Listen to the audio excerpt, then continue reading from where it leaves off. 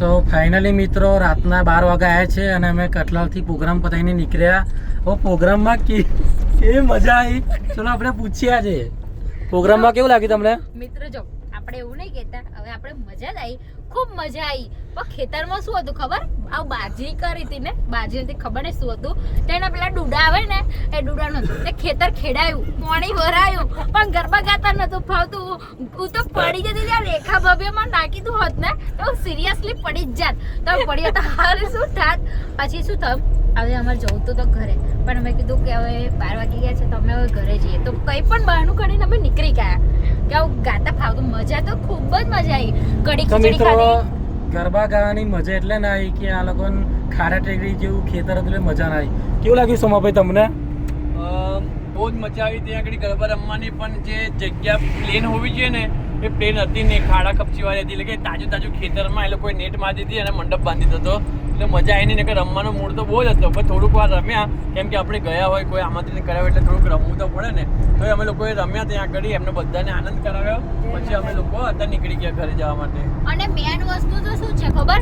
ખેતરમાં રહેવાની જો મજા તો કંઈક અલગ જ છે. ભલે રહ્યું પણ આજુબાજુ જે ઝાડ હતા ને એનો પવન, એટલે આપણે શું પંખો પેલું શું એસી બેસી કુલર ને કઈ ન જરૂર પડે.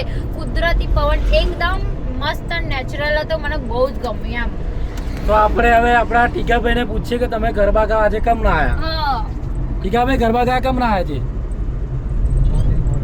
હા બોલો બોલો. પછી ચોહાના તે મૂક્યા સાચું કહો. આમને પોપટભાઈ તઈ કાતો માં પછી તઈ મૂક્યા કશું બોલવાનું થાય ને તો બોલતા જ નહીં. ગાડી ચલાવવાનું કે તો નહીં બોલતા. કઈ ખાવાનું કે 10 વખત કે આવી જાવ ખાવા તો આવે જ નહીં. જાણ અમારા કરતા મોટા સેલિબ્રિટી એવું કરે. અમારી ઈચ્છા તો મને નથી. તો કોણ હતી? થોડા દેખલા હતા, થોડા ગીરા હતા. એ ઉર્દુ બોલે તો ખબર? મિત્રો ગુજરાતી હિન્દી માં મિક્સ થઈ ગયું છે. એ શું બોલે ખબર? કે ગરબા ગાવાની મજા તો મને પણ નથી. એવું બોલવાનું હતું કે ગરબા ગાવાની ઈચ્છા તો મારી પણ હતી, પણ એવું બોલે. અને મેન વસ્તુ શું થયું ખબર તમને? હવે અહીંયા અમે સન્માન કર્યું અને જે કવર આપ્યું, સાડી આપી ને, તો પછી અમે એવું કીધું તમે ગાડીમાં જઈને મૂકી આવો. તો કે આમ કરીને કે શું કે હું મૂકવા ના જવું કે. એ તમે પેલા જાણે ડેડકું મોડું કેવું ફૂલાઈને ઊભું થયું એવું તમે ફૂલાઈને ઊભા હાલે ને તારે. એવું નહીં કરવાનું ટીકાભાઈ. ટીકા કાકા.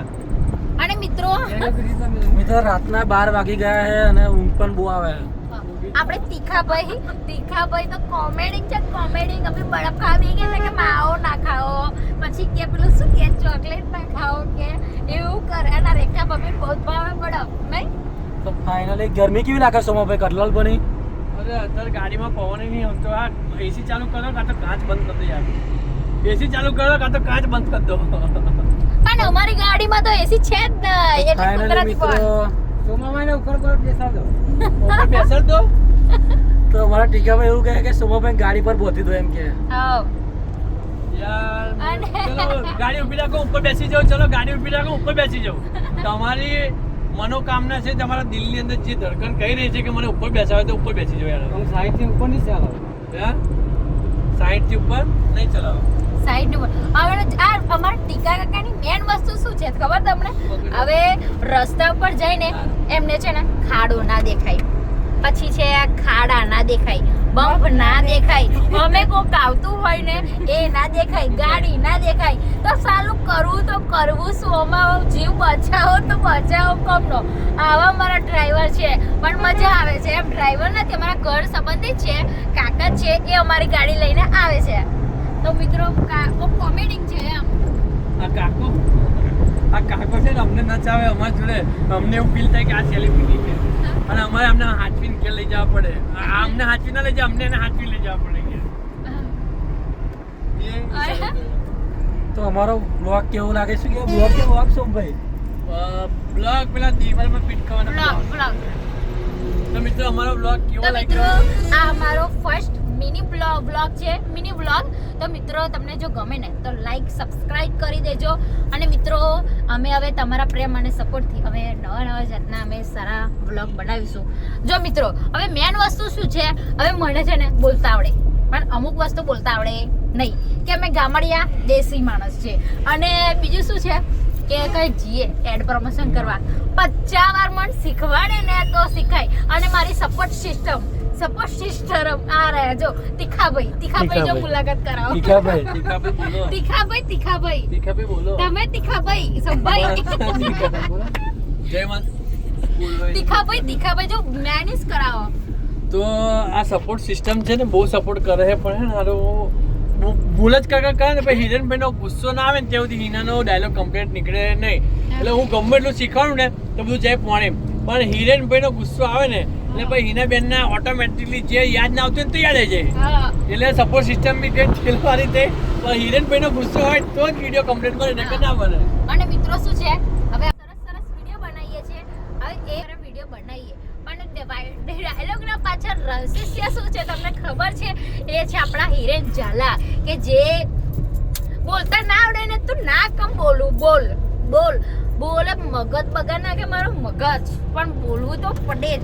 ત્યારે ડાયલોગ એટલો જોરદાર બને ને વિડીયો એડિટિંગ થઈ જાય પછી લાગે કે હા માં કેટલું સરસ બોલું છું પણ હિરેન કેટલું મન કે ને તારે એક વિડીયો બને પણ મજા આવી જાય છે એમ. અમારો આ વિડીયો તમને ગમે તો લાઈક કમેન્ટ શેર કરજો અને કમેન્ટ જરૂર કરજો તો આવા બ્લોગ ફરીવાર બનાવતા રહીશું. જય માતાજી. અને મિત્રો અમે હવે નડિયાદ આવ્યા છે તો મિત્રો કમેન્ટ કરજો કે નડિયાદમાં ખાવાની વસ્તુ શું ફેમસ છે. તો અમે નડિયાદ જઈએ છો નડિયાદ તો કઈ તો ટેસ્ટ કરીને જઈએ કે પેટમાં આવે બિલાડા ટુ બોલે છે ખાવું તો પડશે. તો અમારા ફર્સ્ટ મિની વ્લોગમાં જો તમને ગમ્યું હોય તો લાઈક સબસ્ક્રાઇબ કરવાનું ભૂલતા નહીં. આપણે બોલતા આવડતો નહીં તમને તો ખબર જ છે પણ સબસ્ક્રાઇબ કરી દેજો. ગમે તો લાઈક શેર કરવાનું ભૂલતા નહીં. જય માતાજી. તમારા પ્રેમને સપોર્ટ આવી રીતે આપતા રહેજો. જય માતાજી.